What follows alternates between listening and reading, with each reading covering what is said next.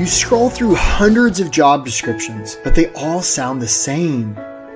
You spend so much time on every application, but it doesn't seem to matter. You send off application after application, but never hear back. You thought the interview went so well, but it's a no. You jump through all the hoops. The news keeps saying how there are all these employers that are struggling to find people to hire. So why does finding a great job have to be so hard? It doesn't seem very logical or fair. It's not. The system is broken. It's not your fault. The process most people go through to get a job is awful. But here's the good news. The system isn't very smart. In fact, it's downright dumb. It can be beaten. How? Most prospective employers and employees today are using the same old tired strategies that have been around forever. It's like professional camouflage. Everybody just blends into the crowd. But you don't have to be that way anymore. You can get traction. You can stand out from the crowd to unleash your God-given potential, to help a world in need, to do work that matters, to earn what you and your family deserve. You can do this. You're meant to do this. There are bright things on the horizon for you. This is the way.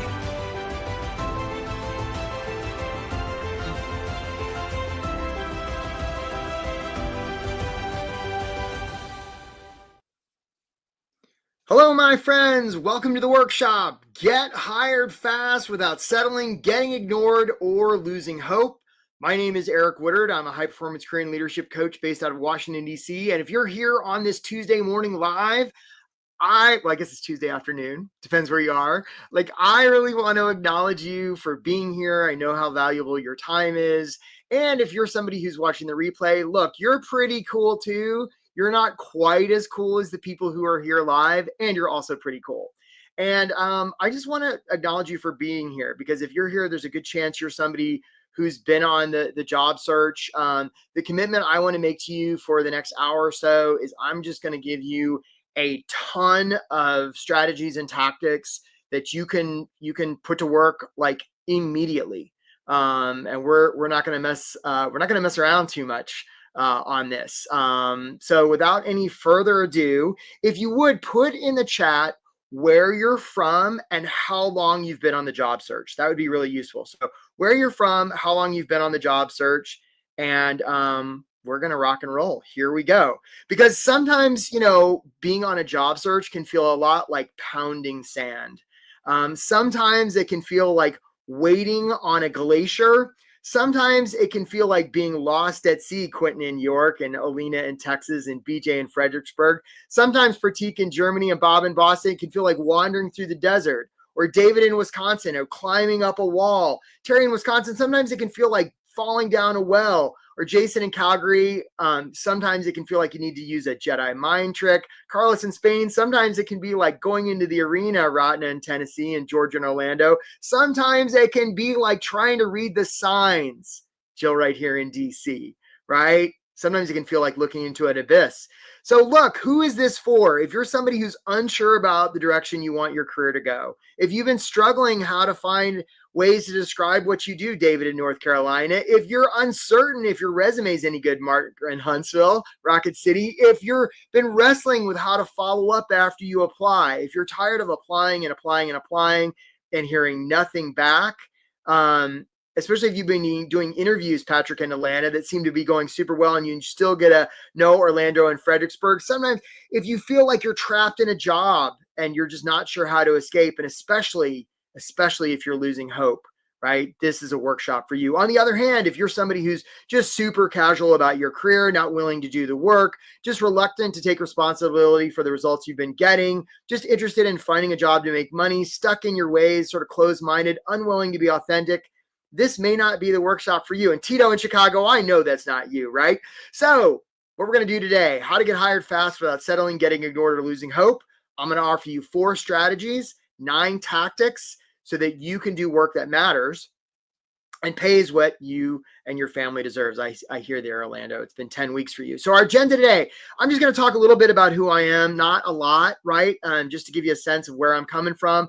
I'm going to offer you 4 strategies, 9 tactics, and then I've got an invitation that I'm going to share with you. And the invitation is, I'll just say right now, because some of you have messaged ahead, like for the people who attend these calls, like we offer a free coaching call. There's no strings. If that's something you already know you want to do, I know our schedule for the coming week with our coaches is pretty filled up.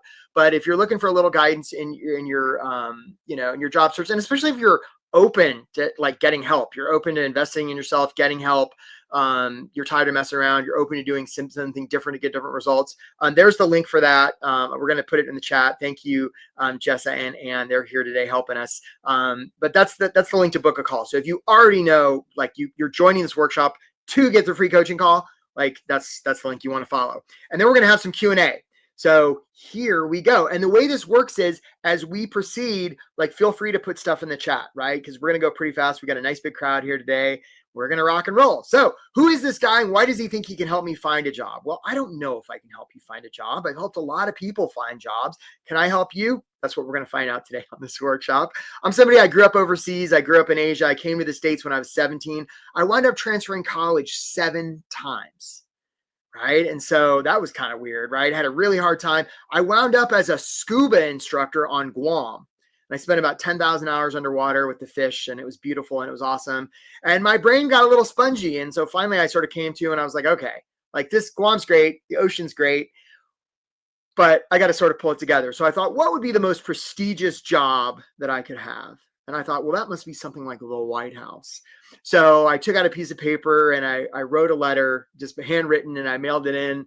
And I figured, well, that was a waste of a Saturday afternoon. I'm never going to hear from those guys. And I didn't for about a month. And about a month later, I was going past the Guam post office and the guy came out and he's like, Eric, like you got this letter on White House stationery. And I was like, well, that's cool. And I opened it up. And it was an internship application, right? I see you there, Jill and Alina. Love swimming. Yeah, love swimming. That's right. Right. It was an internship application from the White House. Now, I didn't know what the hell an internship was, but I was really good at filling out applications because I transferred college so many times. So I filled it out, sent it in. And I'm like, I am never hearing back on that thing. But at least I had the cool envelope. I thought that was kind of cool. And I didn't hear back. But that got me thinking. I applied to some grad schools. And I wound up getting into one here in DC. I got into GW and I wound up sort of landing with big bushy haircut, was like dumpster diving for furniture. And I bought a pair of running shoes and was out running past the White House one day. And I was like, those White House bastards, they never even bothered to let me know about that internship thing. And I was kind of mad. I was like, well, I'm going to call them. So I found a payphone. I put a quarter in. I had the number and I got a hold of like a live human. I was like, hey, this is Eric. What about that internship thing? And they're like, is this Eric from Guam? And I'm like, yeah, but I'm in DC now. They're like, man, we've been trying to get in touch with you. You're supposed to start in the First Lady's office on Monday. So I was like, well, that's really interesting. So I got a haircut, I bought a suit, and I showed up. Now, look, folks, I know there's a lot of politics going on in our country today, and I don't know if your politics match mine. So please forgive me if they don't, but this will tell you how old I am. This was back during the Clinton administration, and I went to work for Hillary Rodham Clinton. She was an awesome boss. I learned a lot in Hillary land, and I eventually got hired there. Wound up on her staff, followed her to the Senate, and then I followed her to the State Department where I did UNESCO stuff. And eventually I left Hillary Land and wound up as Director of Fellowships and Internships at the Smithsonian Institution. And all during this time, helping people at all different levels in their career, in a variety of industries. I saw the same movie over and over again, where people were trying to figure out their career and just having trouble. And so I give speeches, I do coaching, I've written a ton of books, I have thanks, Jill, I have an absurd amount of degrees and certifications, and I have glowing testimonials, and my friends, you don't care about any of that. Because what you're caring about is, how about me? Like, can this guy help me? I don't know, probably, maybe, let's find out. Okay, so buckle up. Here come 4 strategies that you can use right away to help with your job search. Here we go. Here comes strategy number 1. So, going to put this answer in the chat. What is a good resume about? Let's see if anybody gets it right. Put it in the chat. Let's see if anybody gets it right. What is a good resume about? Let's see. Let's see. And there's a little bit of a delay between when I ask and when people answer. So don't worry, the answers are coming. What's a good resume about? Who's going to get the right answer today? So Jennifer, we're going to come back to your answer, Jennifer. I like your answer, right? Well, actually, Jennifer, it's not a good, so you see Jennifer's answer, right? We're going to come back to Jennifer, right? So presenting your career narrative. Terry says your story, right? Quentin says whetting their appetite to want to talk more. Concise, attention grabbing, says Jill, right? Marie says I have no idea anymore. Robin says seeing who they are and what they can do within 10 seconds, your experience. I actually haven't seen the right answer yet. Okay. Passing the AI. Okay. I have, Bob, marketing you. Yeah. I haven't given the answer yet. So I'm going to, because I think it was Jennifer was the first one to answer. Jennifer, your answer is incorrect. And you were the first one to answer that I saw. So we're going to give you a free, this is Jennifer Baker. We're going to give you a free linked course I have about how to make your LinkedIn profile look awesome. Okay. So Jennifer Baker, she's going to get a free LinkedIn course. Okay. So I haven't seen the right answer yet. So what a lot of you are saying is a good resume is about you, and that's incorrect. A good resume is not about you, right? If you want to be influential with another human, the first thing you're going to talk about is not you. What you're going to talk about is them.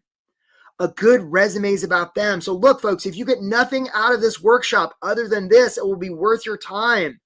A good resume is not about you. It's about them. So many resumes. When I say resumes, hey, Patrick just booked a call. Nice job, Patrick, right? It's like so many people, when they look at jobs, and when I say resumes, I'm talking cover letter and follow-up and all the rest, right? They make it about me. It's me, right? A lot of times resumes have that big paragraph at the top. Let me give you my executive summary and talk. Yes, stop doing that, right? A good resume is not about you. It's about them, right? And it's no wonder that we think a resume is about us, because probably the first resume we did was out of school. And in school, it is about us. It's our cubby, right? It's our desk. It's our worksheet. It's our transcript. It's our diploma. It's our report card, right? All of the rest. And yet when we move to the working world, it's not about us anymore. It's about them. It's about the employer, the constituents, the customer, the client, right? It's about that, right? And look, good employers take care of their people, but it's a means to an end. It's not an end until itself. So on your job search, you want to make it about them. Only everywhere. Okay. If you hear it, let's go to the next slide. Let's see my thing. There we go. Okay. Yeah. It's about them. Sorry. My thing's been a little squirrely here. Okay. So next strategy, we're already on. Here we go. So if I went to a library and I looked at a shelf of storybooks, on the front cover of those storybooks, there's going to be some words on the front cover of each one of those storybooks. What do we call those words? What do we call those words on the front cover of a storybook? Let's see who's going to get it right. What do we call the words on the front cover of a storybook, or any book for that matter? What do we call those words? Yes, Jennifer's really quick on the draw again. And David, I see you got it right. That's right. It's a title, David. So David Hopkins, you're going to get that free LinkedIn course because you were five. And so many of you, title, right? Yeah, that's what we call the words on the front cover of a book, of a storybook. Now, isn't it interesting that that's the same term we use to label people in the workplace? Which tells me that a title is really just a label we put on the story of somebody's career. Okay, and this is strategy number 2, stories. Okay, here's another question for you. Those of you who are like, damn, I want that LinkedIn course, right? Here's another question for you. What percent of human decision-making do you think is emotional, and what percent is logical? Okay, what percent is emotional and what's logical? Is it 50-50, 60-40, 40-60? So what's the ratio of emotion to logic when it comes to human decision-making? Okay, and the reason stories are so important is this, okay? Because a lot of times job seekers are using facts. They're not using stories, okay? So I see a bunch of answers here. I haven't seen the right answer yet, right? So RJ says 90-10, Jennifer says 99%, David says 7-30, Mark says it depends, Pratik says 80-20. I have not yet seen the right answer, okay? So a lot of you are definitely saying that emotion is more important than logic, and nobody's got it right yet. Okay. So here's the deal, guys. It's 100% emotional. And the reason we know it's 100% emotional is when somebody like gets their limbic system damaged. There you go, Mark Corona, and David Hopkins, right? If you guys don't already have it, you guys are getting the LinkedIn course. Mark Corona, David Hopkins, you guys are getting the LinkedIn course. First correct answer, okay? So when our limbic system gets damaged, right, it like we're fine, other than we can't make a single decision, and that's the debilitating part. Human decision making is 100% emotional, right? When you guys, and it's very quick. When you guys got on this workshop today, you made a decision about whether you liked me, you like my shirt, right? You like my face, you made a very quick decision. And now you're just like gathering information logical to rationalize the emotional decision that you've already made. So realize that human decision making is 100% emotional. And the reason stories are so important is this is how we convey emotion, right? Maya Angelou is often credited with saying people will remember how you make them feel. And she's right. Right? You want to tell stories in your resume, your cover letter, your follow-up, your interviewing, your networking, lots and lots of stories, because people are going to remember stories. Exactly. Right? It's 100%, right? Because people will remember how you make them feel. So you want to make your stuff a story. Perfect example. Notice I'm about to tell a story. Okay. So I was taking applications for a program, and one of the applicants was this woman named Maggie. Now, and she had written a story about how the summer before she'd been in a terrible car accident and her arm had been severed. Right? I was like, oh no. So I'm like, well, that's quite a story. We got to bring her in. So the first day she walks in, I'm thinking about accessibility. Is this poor person going to have everything she needs? She walks in, 2 arms. Now, was I upset? No, I was so glad she had both her arms. And it had a bandage from where it had been partially severed and reattached, and she was doing some physical therapy. And I remember that story to this day, right? Our capacity to remember story is like, well, our logical brain can process like 20 bits of information a second. Our emotional brain can process like 40 million, right? It's orders of magnitude greater, much stronger. Okay, here we go. I got another question for you. Who can tell me who this guy is, right? I'll give you a hint. He comes from Idaho, right? What is this kid's name? Very crucial job searching information you're getting here, folks. I don't want you to walk away empty-handed, right? What is this guy's name called? Who knows? Who's gonna get it right? Right? Hey, I see it. Elliot Koss and Marcus Foreman. You guys were a tie. Okay, so you guys are getting the free course about how to make your LinkedIn post, your profile awesome. And you're right. This is Napoleon Dynamite. Napoleon Dynamite. Now, those of you who haven't seen this movie, I don't want to ruin it for you, but the setup is like Napoleon's this high school kid. He sort of beats to his own drum. In this particular scene, he finds himself on stage in front of the entire student body. He's managed to get a cassette tape up to the sound booth, and he's got to do this impromptu performance. The music starts playing. Napoleon's standing there. All of his classmates are looking. He's got to do something, so he does the craziest dance you've ever seen. I mean, this thing is wild. He metaphorically opens the kimono. And when he's done, he's sort of sweating and panting, and the whole student body's like this, and then they burst into applause. And the reason it works is because it's so authentic. Jamie Kern Lima, the founder of It Cosmetics, says, everybody's a good dancer if they commit fully, and she's right. And this brings us to strategy number 3, which is authenticity. People are going to hire you because of who you are, not in spite of it. And those of you who've been spending a lot of time hiding your age or cutting off your experience or doing stuff like that, stop. It's never the scandal, it's always the cover-up. Because after all, who do humans hire? I'll give you a hint. Humans hire humans. Now, I can hear everybody collectively saying, but Eric, what about the ATS? What about the applicant tracking system? What about the algorithm? How's that been working for you, folks? Right? Let all of your competition try and trick the computer and get the keywords. I got a newsflash. We still have thumbs. Right? We have thumbs, which means the opportunity for you, if you really want to get hired fast, is to be more human. And by the way, there is no one giant ATS out there. There is no Skynet matrix that different companies use different software to sort out applications, and it's all different. stop trying to game the system. Start being really human, right? Be human. Hey there, Yuli, I see you, right? Be human. This is the opportunity. Don't be less human in your stuff. Be more human, right? Nobody can be a better Jill, Tabitha, Elliot, Marcus, right, than those people. And Paul just booked a call, right? Paul, we look forward to seeing you. Okay. So like, that's the opportunity here. You want to be more human, be relatable, right? If you don't have evidence that you're a human on your, in your stuff, it's a real opportunity. So notice I'm about to tell another story. One time I was working with Nina, and Nina was great. We were working on her resume, and we got to a point in her resume where I was like, well, Nina, what do you like to do for fun? How can we show them you're human? And she's like, well, I have a pen collection like this, a pen collection. And I'm like, well, Nina, that's super weird. We got to put that on there. And she's like, no. We could never do that. And so I argued with her for quite a while. And eventually we got Nina to put on her resume that she collects pens. I heard from her a month later, right? She went into the interview. They talked about pens for 30 minutes.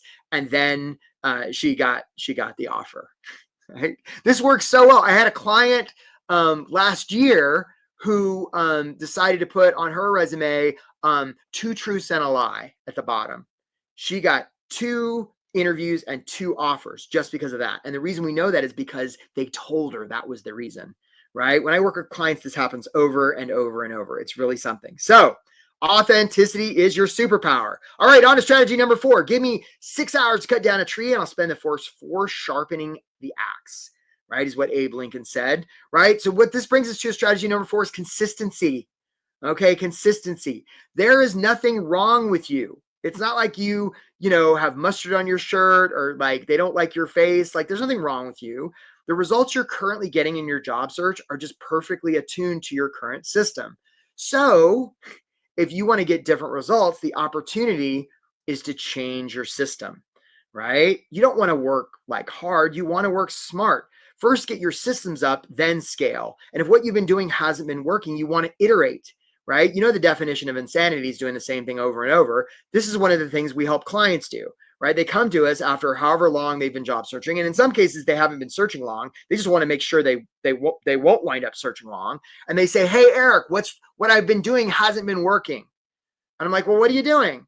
And they like this. And I'm like, what you don't realize, right, is they're working with this, right? And a lot of you are doing a great job with this, right? Like this is your whole control panel. You've got like the sticky button and the gear shift, right? And what you don't realize is this is what's available to you. And if only you had access to like a bigger control panel, it's going to be a lot easier for you to get hired. Now, we don't know your exact setting, right, when you come to work with us, but we know you have one, and we know the settings that have worked for a lot of other people. So that's strategy number 4, which is like consistency. Figure out your systems.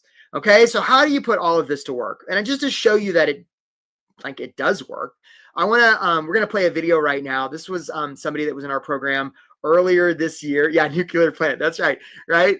Somebody that was in our program earlier this year. Her name was Angel. She came to a workshop just like this. She booked one of these free coaching calls, and she decided she wanted to work with us longer. And she, was worried about money and like didn't know if it would work for her. And she took the leap. And this is what happened. Let's show them. In the time we've got left, I'm curious, especially if there's somebody we haven't heard from yet. They've had a win, a loss. Angel, I got to ask you, what do we know, if anything? What do we know? I got the Yay! job. Whoa! The offer. I'm moving in a week. Yeah, it's crazy. And I know when we first met, you're like, oh, like, let's get something by your birthday. And my birthday is in 4 days, so I was able to do it. Yay! And I just want to acknowledge you. Like, you dove in, you did it, you did the work. Thank you. Way to go. It would not have been possible without like signing up for this program. Truly, I think it made the difference for me. So good, Angel. Yeah. Really happy for you. Super awesome. Congratulations to you. Yeah. I could watch that all day, right? And what's interesting is she mentioned her birthday. Like, if you're sitting here, right, when I'm filming this, it's May 6th. Like, what if you had this handled by the 4th of July? It's possible, right? But thought won't do it, folks. You got to take action. And one action you can take is like, come talk to us. Like, we'll tell you if we can get you sorted. Okay, so 9 tactics. Here we go. Buckle up. So again, this is one of those things. If you're like watching the replay, first of all, I'm gonna do a fun thing to the people who are watching the video. I'm gonna talk real fast. So if they've got me on 1.5 speed, it's gonna really throw them off. I like to do that just to play with them. Okay, but like, yeah, thanks. I appreciate that, Paul. Talking about the visuals on the control panel. Yeah, there's a whole control panel, Paul. You know what, Paul? We're gonna send you, if we can, Paul. Hopefully, I know you're watching this through LinkedIn, so make sure you put in the LinkedIn chat, Paul, a good email address, or like message me or something, because we want to send you one of those courses about how to make your LinkedIn profile awesome, Paul. Nice to meet you. Okay, so look, if you've been if you've been like sort of halfway watching this presentation and you haven't been paying attention, come back to me. And if you're here live, like, you're awesome, you rule, but pay attention, because if you get nothing else out of this workshop, you're going to want to get this. Okay, here's the setup. There's a lake, and in the middle of the lake, somebody's drowning. Now they're surrounded by other people in little boats. Okay, so somebody's in the middle of the lake drowning, and they're surrounded by other people in little boats. If this was a job search, who's the person drowning? Put it in the chat, right? Put it in the chat. So somebody's in the middle of the lake drowning, and they're surrounded by other people in little boats. Who's the person drowning? Let's see if anybody gets it right. Right? Let's see. And a lot of times people do get this one right. I'm actually sort of surprised. So Alexander says the applicant. Marie says it's me, right? Oh, Bob, interesting. Okay, so I see Bob and Vince and Carrie Ann. They all got it right. You guys are all 3 getting LinkedIn courses. Okay, Bob and Vince and Carrie Ann. A lot of you are saying it's me. I'm the one who's drowning. And it can feel like that when you've got bills and your family's like, when are you going to get a job? Right? It can certainly feel like that. And the most accurate answer is, it's not you. You're not the one drowning. It's them. It's the company. It's the organization. That's right, Sarah. And the reason we know they're drowning is because they've told us. Okay. Hey, Greg Austin, you just booked a coaching call. Way to go, Greg. Nice work. Right. The reason we know that it's them is they've told us, right? They've put in the job description that, hey, we're drowning. We're drowning. Now, you and the other applicants are in the boat. And yet, oftentimes, you might act as though you're the one drowning, and you're not. Okay. And think how weird it would be if somebody was drowning and you came up in a boat and you'd be like, I'm the best one. Pick me. I'm the best candidate. I'm really passionate about you drowning. Right. They'd get the hell away. Right. What you want to say instead is, hey, it's clear you're drowning. That's terrible. So scary. Sorry that's happening. Let's have a conversation to see how we can get your rear end out of the water. I don't know if I'm the right one to help you. I might be, I might not. But what's important here is not that I pull you out of the water. What's important here is you don't drown and die. Okay. This is the kind of energy you want to bring to your job search. And it brings us to the first tactic, which is mindset. Okay. You want to get away from thinking that, you're a burden, or that, there's anything wrong with you, right? None of that. Eva, you know what? I really appreciate it. Right? I appreciate people asking for what they want. Eva, we're going to send you that course about how to make your LinkedIn profile awesome. Now Eva was the first one to ask, so that's a one-shot deal. Alina, you just booked a coaching call. Way to go. And Eva, why don't you book a coaching call too? Right? We'd like to meet you. Okay. I like people who ask for what they want. That's great. Okay. So a lot of people think, I hope they pick me. And that's wrong. Realize they'd be lucky to get you. You want to approach from a place of service. Okay. This isn't about selling yourself or looking good. Right, folks, we've gone over selling people historically, right? Like, it didn't work out well. It's creepy, right? And buying people's even creepier. So we don't want to be marketing ourselves. This isn't even about us. It's about them. Okay, right? People don't want to be sold, right? I see it, Carlos. Well, I've got more questions, Carlos. You pay attention, Carlos, right? They don't want to be sold. What they want is to be served. Okay, so let's talk about tactic number 2. Okay, big steel cages. They throw them on the bottom of the ocean floor. Hey, Jennifer Baker, you just booked a call. Nice work. We look forward to talking to you. Okay, big steel cage put on the bottom of the ocean floor. Some of you may have seen the show Deadliest Catch, and this is where crab fishermen in Alaska go out in the Bering Sea, and it's pretty dangerous and it's icy, and they drop these big steel cages on the bottom of the ocean floor. and with a little bit of bait. And sure enough, the crabs come along, and one crab comes and starts nibbling, and another crab, and eventually there's a lot of crab in there. Now, here's the fun part. Eventually, the bait's gone. Okay, there's no more bait. And so Bob the crab's like, I'm out of here, folks. So when a crab starts to leave, the other crabs will pull them in. They'll even pull off one of their limbs. They'll even commit crab murder. They'll kill a fellow crab to keep them from escaping, because crabs like to be with other crabs. That's how they roll, right? And in the end, it's really bad for all of them, because they all get pulled up and they become dinner. This brings us to tactic number 2. A lot of you may be thinking, ooh, I'm procrastinating, or I don't have confidence, or it's your environment, right? Environment eats motivation for breakfast. Okay, so this brings us to the idea of your reference groups. Like, you're the average weight, income, education, happiness of the 5 people you hang out with most. And they don't even have to be alive. These can be authors that died 100 years ago that you're reading, or people you see on the news, or the music you listen to, or whatever. It's really important, and a lot of us don't even consider it. So you want to be really intentional about your environment. And, sometimes we have limited control, right? We might be with family members who we love, who are like, ooh, just settle, right? Just settle. And it's not helpful. So you want to dial that in, and as best you can, you want your environment to support your job search. It's huge. You want to be intentional about it. You want to safeguard it. This is one of the things we help clients do. All right, on to tactic number 3.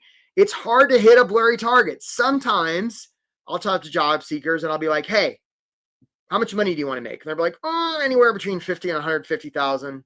I'm like, okay, like, what do you want to do? Well, I want to help people. I'm like, that's beautiful, and it's super freaking vague. Right? This gets to the idea of the reticular activating system, right? Our brains will literally find what we, like if I say red, all of you are instantly more aware of the red in your environment right now, just because I said the color red, even if only subconsciously, right? So if we don't have a clear picture about what we want, we won't see it. We'll literally be blind for it. Like, this is what happens when people go and buy a new car, right? They drive it off the lot and they're like, nobody's got this car. And then they see 5 of those cars for the first time in their lives. I'm like, where the hell all these cars come from? It's because, Bruce Lee said, be careful what you tell yourself, because your body's listening. And he's right. Okay. So you want to be really clear around how you're going to serve the world. Okay. It's not just nice to have, it's vital. There's a reason NASCAR drivers, when they drive 500 miles in a circle, that they don't look at the outer wall, because the car will tend to go where they look. So your job search will too. And if you don't have clear focus, your job search is just going to go in a circle. It's not going to go anywhere. All right, folks, here we go. This is one for the chat. Okay. So if I went to the store and I bought this thing, okay, I went to the store and I bought one of these things, what would I be buying? Put it in the chat if you would, please. So I go to the store and I buy one of these things. What would I be buying? Okay. So Hussein says, super helpful. Yeah, I had to leave for a call. That's okay. That's okay, Hussein. Right. So Jennifer says a drill. Right. If I went to the store and I bought this, RJ says a drill. What would I be buying? Carlos says a drill. I haven't seen the right answer yet. Oh, wait, Bob got it right. Right? Bob said you'd be buying a hole. Okay, so Bob, we are going to send you, Bob Kragowski, right? You'll get the free course about how to make your LinkedIn profile awesome. Bob, look forward to seeing your awesome LinkedIn profile. Bob's right? We're not actually, like, nobody needs this sitting around their garage. What we actually need is the hole. And actually, Bob, I have bad news. You're actually wrong. Nobody needs holes in their walls, right? You're still getting the course, don't worry. But nobody needs holes in their walls. What we actually need is a place to put the hook. And actually, we don't even need a place to put the hook. I don't need a bunch of hooks coming out of my walls. I'll gash my arm open, right? What we really need is a place to hang the picture of my family. Actually, I don't even need that. What I really want is the feeling I get when I look at the picture of my beautiful family that's hanging on the hook, that's in the hole that was made by the drill. And this brings us to tactic number 4, which is give them safety. A lot of you and a lot of job seekers out there, they're not even thinking about them. They're focused on me.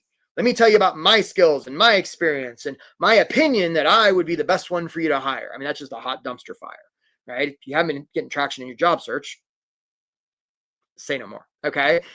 And even if you are focusing on them, which is awesome, a lot of people wind up focusing on the drill. This is what happens, right? When people attend a workshop and they're like, I'm going to go off and do this on my own. I hear from them 6 months later and they're like, I'm still job searching. And I'm like, show me what you're doing. And what they're talking about is the drill.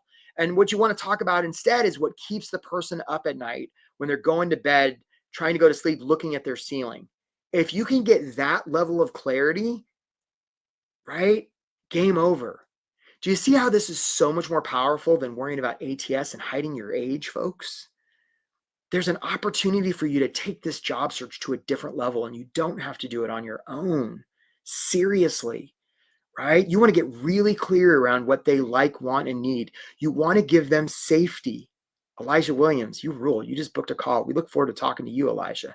Okay. You want to give them safety, because if you can do that, you don't have to worry about the competition. Okay. What are they going to stay up at night thinking about? Staring at the ceiling. How can you make them feel seen, heard, and understood? Right. I was talking to somebody earlier today, a client who just signed up, going in for an interview tomorrow. He's already got an interview. And I asked him, and well, we'll talk about interviews here in a second, right? But it relates to this, right? How can you make them feel seen, heard, and understood? All right, resumes. Okay, so look, I sent a message this morning saying resumes are stupid. Resumes are stupid. And they're the least bad way we've come up with in a job search, right? We've been doing this since like Roman times, okay? Resumes, right? It's more art than science. Everybody's got an opinion, whatever, okay? And you want to have paper that supports your stuff, okay? And it's just to get into the door, to provide an opportunity to connect to a live human. And this brings us to tactic number 5, paper, okay? You don't want your stuff to look like everybody else's, right? Some of you are using like a system like Teal, right? Which is like a templated resume. Like, it's fine. And why would you want your stuff to look like everybody else's, right? You're trying to show them that you're exceptional, and yet you're saying to them that, or you're saying to them that you're exceptional, and you're showing them that you're just like everybody else, right? Making your stuff look like everybody else is professional camouflage. Realize that resumes are a communication piece, and how you send them, when you send them, where you send them, it all matters. Okay. You want to communicate with them in a way they cannot ignore. Okay. Part of that is like getting dialed in and what keeps them up at night. And part of them is how you send it. The packaging matters. For instance, I have hyperlinks in my resume. Do you? I don't know if anybody's ever going to click them, but most people don't. So it makes me stand out. Okay. At times 1,000. There's like so many other tactics like this that we show people when we work with them. Okay, we're on to number 6 now. If a job application is submitted and there's no follow-up, does it even make a sound? Alan, JC, I would humbly suggest that it doesn't. It doesn't even make a sound. So this brings us to the idea of follow-up, right? And now I'm not talking about following up when you hear from them or following up on an interview. I'm talking about following up after you apply. And I'm listening because I hear everybody saying, but Eric, a lot of times when I apply, there's nobody to follow up with. What do I do? So look, if the person you loved most in the world was kidnapped and the only way they were going to be free was if you managed to find somebody's contact info by the end of the day, do you think you could get it or get pretty close? I bet you could, right? So this notion of I can't find their contact info, I don't buy it, right? I actually have a course. It's a mini course. I'll give it to you. And Laura, I'm going to send it to you. So I've got a course called How to Contact Anybody. And we're going to send that to Laura Gerbers because she just said exactly, right? So how to contact anybody, right? It's possible. And when you contact them, I'll give you a hint. You don't want to say something like, ooh, I just wanted to follow up, or I'm really passionate about you, or I'm curious about your timeline because that's all about me, right? You want to come up with something different. Okay, following up, it really matters, right? And some of you are like, oh, but isn't that pushy? Or what if they say no follow-ups? Well, first of all, if they say no follow-ups, that's probably a well-meaning recruiter trying to keep their job, because if you follow up directly with the hiring manager, there's no need for the recruiter. So of course they don't want you to follow up with anybody other than them. And let's say somebody was face down in the water drowning and you said, excuse me, sir, are you okay? And they didn't move. You wouldn't be like, I don't want to bug them. I'll just sit. No, you wouldn't. You'd dive in the water. You'd flip them over. You'd start doing mouth to mouth. And if suddenly the person was like, lady, I'm just snorkeling, you'd be like, my bad, right? But you'd be willing to offend in the name of service. That's the attitude you want to have in your job search, right? This isn't about looking good. It's not about pleasing them. This is about serving them. And it's such a contrast because all the other candidates are out there trying to look good, trying to please the employer. And if you're the one that's out there, it's like, hey, I'll be really honest with you. I'm not trying to please you folks. I'm here to serve you. Let me just offer that here in this workshop. I love you folks watching this workshop, and I'm not here to please you.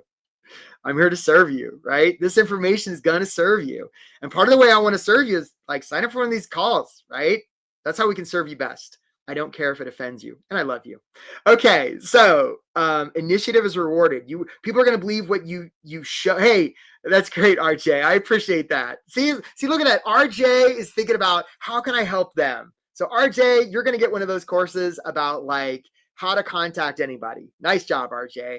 Okay, so remember, like it's reward. Okay, now we're on to tactic number 7. We're in the home stretch here, folks. And again, this is one of those big ones that most people forget. When they come to work with us, I'll ask them this question, and I'll ask the question of you. If we looked at your LinkedIn contacts or your Google contacts, let's say there's 1,000 of them. And I said, Laura, I said, Elijah, I said, how many of those people know you're on a job search, right? Some of you would be like, well, quite a few. And I'd be like, well, what percent? Well, there's 1,000, maybe 300. And I'd be like, interesting. How would those 300 know? Oh, well, Eric, you got to know. I posted it on LinkedIn like about a month ago. And I would say, so all of those 300 would have had to gone to LinkedIn on that day, happen to go to your profile, happen to see that post. Is that accurate? Right? And you'd get kind of nervous. You'd be like, right? There's a good chance that you are invisible to your network. And a big reason is because you're not letting them know you're on a job hunt because you think it makes you look needy or weak or whatever. And here's the thing to understand. Asking for help makes you strong, not weak, right? When people win the Academy Award and they go up and receive the big prize, they're not like, I got nobody to thank, right? They're like, I want to thank this person and this person, this person. They're playing the music and all the rest. And like, they can't get them off stage. Mel Davis, you ruled. You just booked a call. Nice work, right? So like, you can't get them off stage. Right? When we ask others for help, we honor them because we wouldn't ask for help unless their help was worth something. So you really want to make a friend, ask them for help. And now they have an investment in you. Your success becomes their success. Okay. So it's a huge thing. There's lots of ways to do it. And by the way, like you don't want to ask for help, like one-offs, because that's just not scalable. It's sort of like fishing with a single line. You got to get the right bait on the right fish in the right time, right? At the right depth. I mean, you might get lucky, or you could filter the ocean. Hey, Hussein, you just booked a call. We look forward to talking to you, right? You want to filter the ocean is what you want to do, because very likely you don't know where the fish are going to be. Right. And probably where you think they're going to be, they're not. When I mean fish, I mean jobs, opportunities. Right. So you want to filter the ocean. It's one of the things we do in our program that we offer. Okay. All right, guys, final stretch, just 2 more tactics. All right. So I teased this earlier about interviews. All right. So when we go into an interview, our mission is not to perform. It's to connect. Who wants to know the best interview advice in the world? Are you ready? Here it is. You might want to write this down. Don't answer their questions, because really they're not really asking the questions that they're asking. The question they're really asking is, can I trust you? If we had like a universal translator during an interview and we put it on the table, they'd be like, well, tell me about yourself. And it'd go, brr, brr, brr, brr. Can I trust you? It'd be like a little Amazon Alexa, right? It said, well, tell me about a time that you like made a mistake, and it'd be like, burr, burr, burr, can I trust you? Like, but they can't actually ask, can I trust you? And even if they did, they wouldn't believe you, because people believe what you show them more than what you tell them. But that's really all they're asking in the interview. Can I trust you? So you might as well give answers and tell stories that answer that question, right? And again, you do that. Those of you who've gotten like the final round of an interview and then it's gone the other way, and that's happened like 6 times, that's terrible. I'm sorry. And if you want to get that handled, like, this is how you handle it, right? Just had a client in March, I guess. Like, he signed up with a program, and it was right before he had a week-long interview, and he'd gone through a bunch of interviews. He went through that interview, and the thing he was least worried about was the technical part. That was the part that he did worse on, because he crushed the other stuff so much, because he got this dialed in. So it's great. Okay, so again, don't worry about answering the questions. What you want to focus on is the answers. All right, final tactic here. Here we go, folks. Offers. So a lot of times I'll talk to people and they're like, Eric, I'm really worried. Like I'm really picky about where I apply, because if I get an offer, then I have to move the family to Connecticut and blah, blah, blah, blah, blah, blah, blah. Realize, my friends, you don't have to worry about one, if you're qualified for a job or you want a job, until it's offered. And here's the breakdown on that.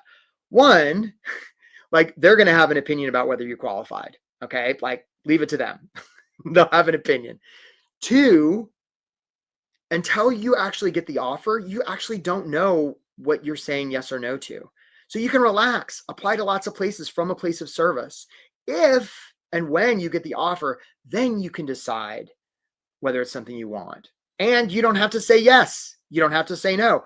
You can just be curious to see what's possible, right? And this is how, when people work with us, they get salaries and, like work schedules that are way better than they otherwise would have.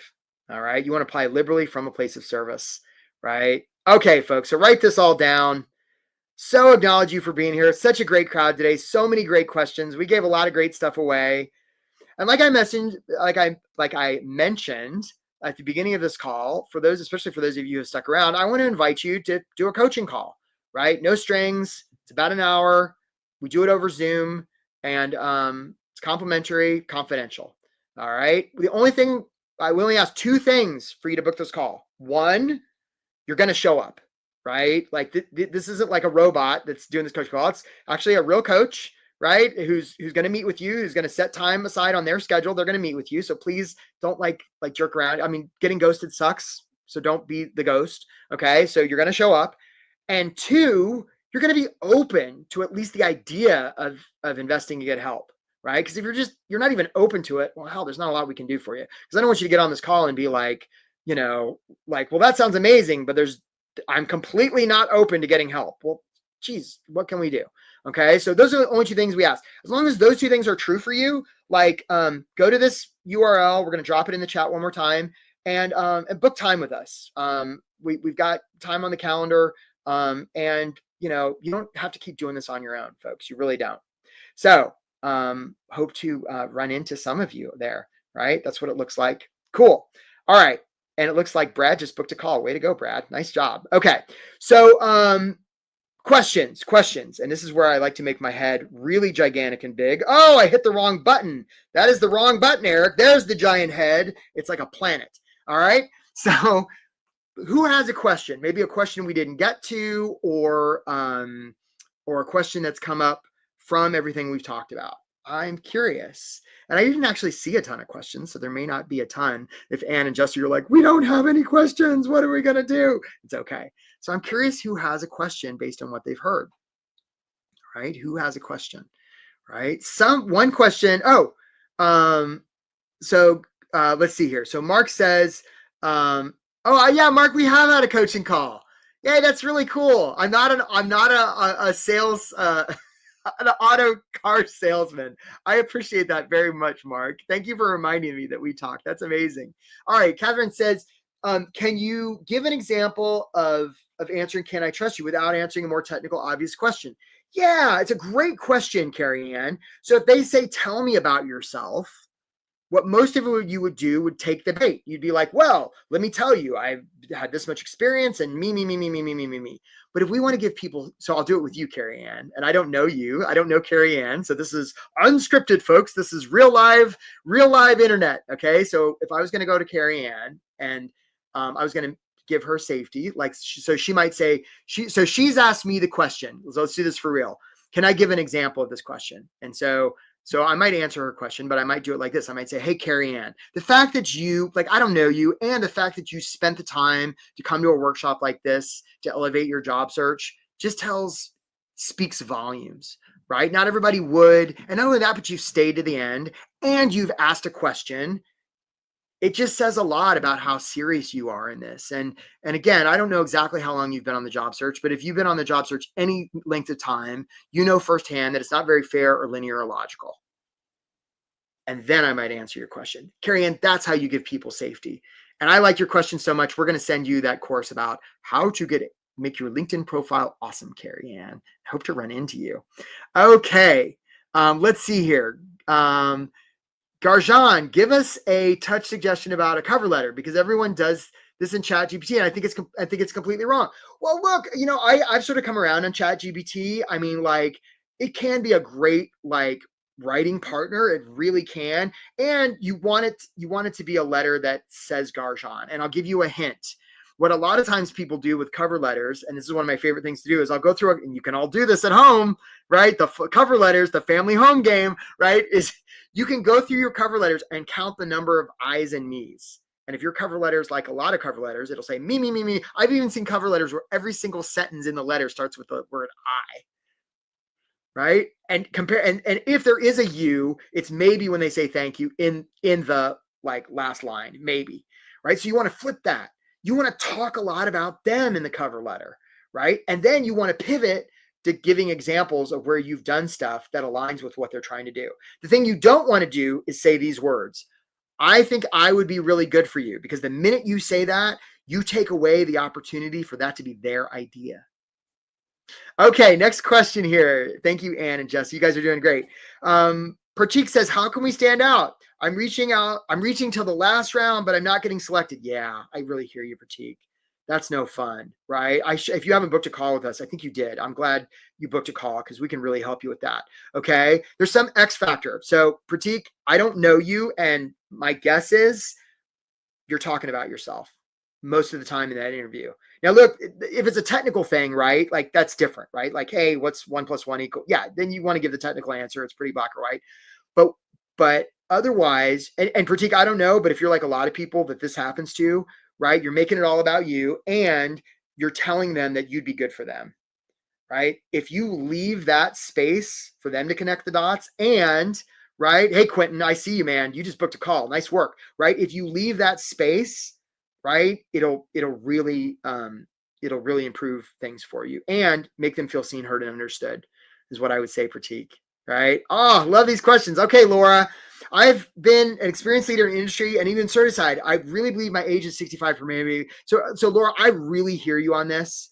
Like, I hear you. I'm not quite as old as you, but I'm not that far behind, right? And like, the reason they're going to hire you is because they trust you. Now, look, I'm not going to say there aren't isms out there. Ageism, racism, sexism, lots of isms. It sucks.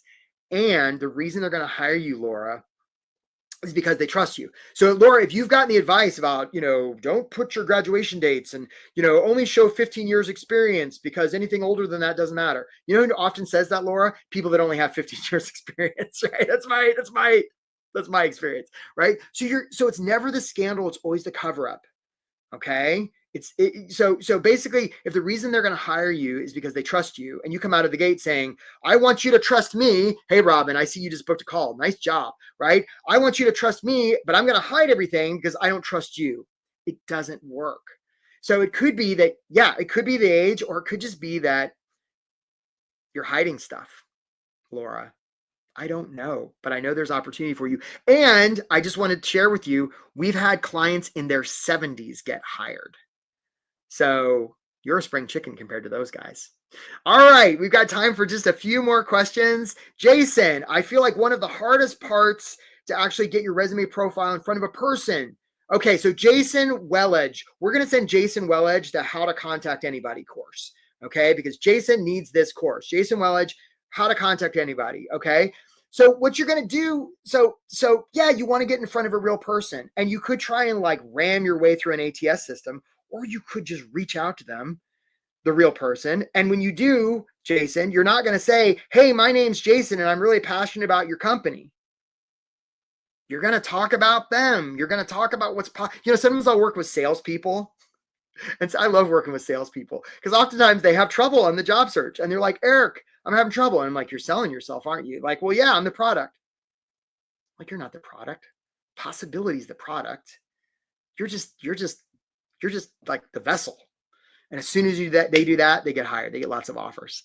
Okay. That's what I might say for you. And again, I got off the subject there, Jason. I hope you enjoy that course, right? Find the humans, make them feel seen, heard, and understand. Give them safety, Jason. That's what I'd say. All right. We got time for maybe just one or two more questions. What else we got? Ann and Jessa, like golf clap for you. Like golf clap for you. So I need help with a CV resume. What class consultation do you have available? So I'll tell you what, Laura, you book a call. I'm going to make a note, and I'm going to ask my team to remind me. You book a call, and I'm going to reach out to you, and I'm going to give you a resume review. Okay? happy to do it, right? As long as you're open to investing in yourself and you're going to show up for the coaching call we do, right? If you book a call, I'll see your name. So Ann and Jessa, remind me with, we hear from Laura Gebers. We're going to reach out to Laura and we're going to ask for her resume. And I'll do a 3 or 4 minute resume review for Laura. There you go, Laura, right? Nice work.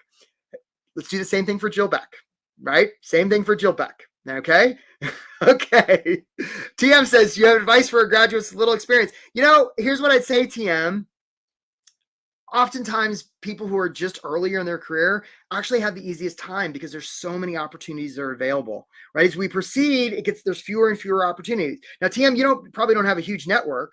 So your strategy is going to be a little bit different than somebody who's mid-career or later career. That's what I'd say.